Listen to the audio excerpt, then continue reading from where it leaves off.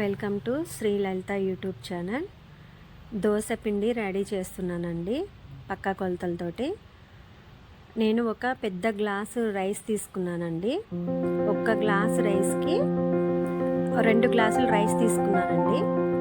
ఆ 2 గ్లాసుల రైస్కి ఒక గ్లాసు సేమ్ అదే క్వాంటిటీ ఉన్న గ్లాస్ తోటి మినపప్పు తీసుకున్నానండి. దాంతోపాటు కొంచెం పచ్చిశనగపప్పు కూడా ఒక 2 స్పూన్లు తీసుకున్నానండి. మనం చేసుకునేది పేపర్ దోశ కాబట్టి దాంతోపాటు ఒక చిన్న గ్లాసులో, అంటే చిన్న గ్లాసుకి సగానికి అటుకులు కూడా తీసి నానబెట్టుకున్నానండి ఎట్ ఏ టైము.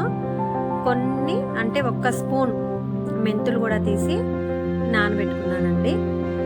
ఇవన్నీ కానీ శుభ్రంగా కడిగి ఒక 6 అవర్స్ బాగా నానిపోవాలండి. అయితే నేను మిక్సీ పట్టేటప్పుడు రైస్ ముందు పట్టుకున్నానండి. ఆ రైస్ పట్టేటప్పుడే అటుకులు కూడా యాడ్ చేసుకున్నానండి. మినపప్పు పట్టేటప్పుడు పచ్చిశనగపప్పు అలాగే మెంతులు ఇవి యాడ్ చేసుకొని పట్టుకున్నానండి. దేనికి అవే సపరేట్గా పట్టుకున్నానండి. కాకపోతే మిక్సీ పట్టేటప్పుడు నేను కూల్ వాటరే యాడ్ చేసుకున్నానండి. కూల్ వాటర్ అయితే కొంచెం పిండి పొంగుతుందండి. సాల్ట్ కూడా అదే టైం యాడ్ చేసుకున్నాను. బియ్యం పట్టేటప్పుడే అటుకులు యాడ్ చేసుకున్నానండి. పచ్చిశనగపప్పు పట్టేటప్పుడు మినపప్పు పచ్చిశనగపప్పు మెంతులు ఈ 3 కలిపి ఒకసారి పట్టుకున్నానండి. తర్వాత బాగా సాల్ట్ యాడ్ చేసేసి బాగా మ్యాగ్నేట్ చేసి పక్కన పెట్టుకున్నానండి. అంటే ఎక్కువగా వాటర్ కలపొద్దండి. మనం ఎప్పుడైతే దోశ ప్రిపేర్ చేద్దాం అనుకుంటున్నామో ఆ టైంలో మనం కొంచెం వేడి నీళ్ళు కలుపుకొని చేసుకోవాలండి. చల్లటి నీళ్ళు కలిపితే దోశ రాదండి. అయితే ఇప్పుడు నేను చేసే దోశ ఒక్క సైడే కాల్చాలండి. పేపర్ దోశ రెండో వైపు కాల్చాల్సిన అవసరం లేదు. నేను ఎప్పుడు ఇలాగే ప్రిపేర్ చేసి పెట్టుకుంటానండి.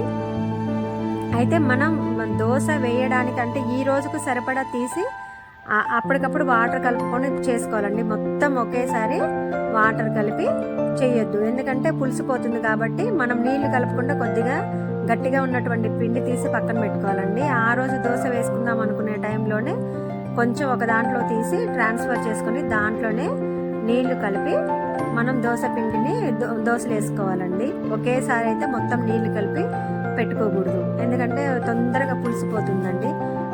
ఈ రకంగానే కలుపుకోవాలండి. మొత్తం కూడా సాల్ట్ కూడా ఇప్పుడే సరిపోయిందో లేదో చూసుకోవాలండి. మనం కలుపుకునే విధానంలోనే ఇడ్లీ కానీ దోశ కానీ వస్తాయండి.